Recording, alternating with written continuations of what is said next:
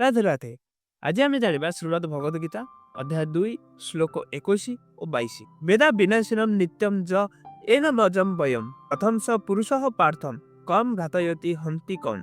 एही श्लोक रे भगवान श्रीकृष्ण अर्जुन को कहते, हे पृथपुत्र अर्जुन, ए दुनिया रे जो सब जीवंत अछंती, से पशु हो, पक्षी हो, कीट पतंग, मनुष्य हो, समस्त शरीर रे जो जीवात्मा अछि समस्ते परमात्मा अंश। जो मनीष यह बुझी जाए आत्मा अजन्मा, नित्य, सनातन आउ पुरातन, जे यह भी बुझी जाए जे से केबे काहको मारी परिबो नहीं कि केही केबे ताको मारी परिबो नहीं। काहे कि इस शरीर भितर जो जीवात्मा अछि ताको आज जाए केही नष्ट करि पारि नाही कि केही केबे नष्ट करि परिबो नाही, अथवा से अन्य गोटे शरीर को नष्ट करि परिबो, किंतु से शरीर भितर थिबा जीवात्मा को एही आत्मा नष्ट करि परिबो नाही। बासांसी जिन्नानि यथा विहाय नवानि गृहणाति नरोपराणि तथा शरीराणि विहाय जिन्ना यन्नानि संजाति नवानि देहि। एही श्लोक रे भगवान श्रीकृष्ण कहउछन्ति जेपरि आमर गोटे वस्त्र माने पोशाक जहाँ आमे पिंधुछन्ति से गोटे मैला हो गला परे, असरा हो गला परे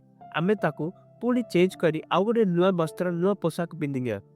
ठीक सही परी एही जीवात्मा जो शरीर भितर अच्छी से पशु हो, पक्षी हो, मनुष्य हो, से शरीर मरी जीवा परे, तार समय आसी जीवा परे, से मरी जीवा परे से जीवात्मा से शरीर को छाड़ी दे अन्य गोटे शरीर को ग्रहण करि खाए तार कर्म को नहीं। जदि तार कर्म भल अच्छी से मनुष्य शरीर पाए, अथवा बेसी जदि भल अच्छी से परमात्मा को सहित लीन हो जाए। जदि तार कर्म खराब अच्छी ताहले से अन्य कौनसी जन्म पाए, पशु हो पारे, पक्षी हो पारे, कीट हो पारे, पतंग हो पारे।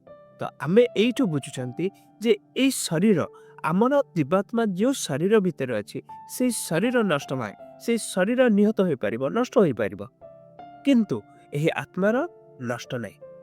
ये केवल पोशाक चेंज करबा परी शरीर चेंज करि थाए। वीडियो जदि भल लागुची ताहले लाइक करंतु, शेयर करंतु आ आपनकर मतामत कमेंट सेक्शन में जानंतु। आ एही परि सहज भाबरे श्रीमद् भगवद गीतार प्रत्येक श्लोक को बुझिबा पाए आम चैनल को सब्सक्राइब करंतु।